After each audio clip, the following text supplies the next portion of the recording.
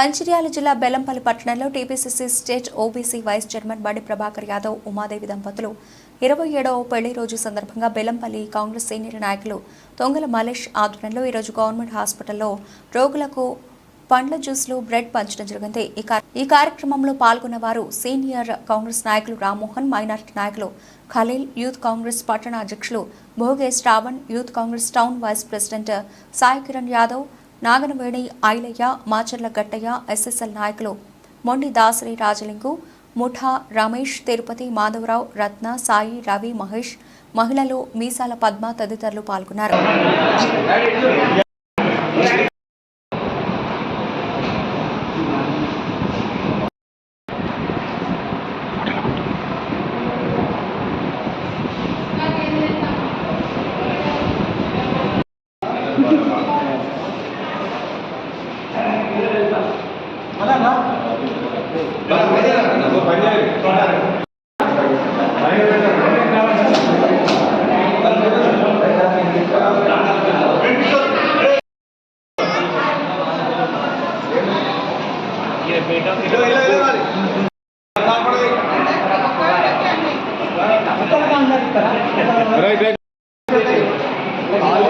Malaysia ఎంకగా రా అన్న ఇంటి కన్సల్ చేయాలి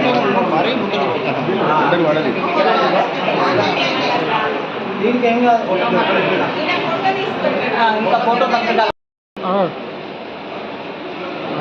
ఈరోజు బెల్లంపల్లిలో బండి ప్రభాకర్ మున్సిపల్ ప్రో leader OBC Peddapalli parliament in charge వాళ్ళ పెళ్లి రోజు సందర్భంగా ఈరోజు గవర్నమెంట్ హాస్పిటల్లో పండ్లు పలహారాలు ఇవ్వడం జరిగింది. అలాగే కొన్ని చోట్ల అన్నదాన కార్యక్రమాలు చేపట్టాము. ఇలాగే ఈ 27వ పెళ్లి రోజు జరుపుకుంటున్న అన్నా వదినకు మా అందరి తరఫున శుభాకాంక్షలు తెలియజేస్తున్నాము.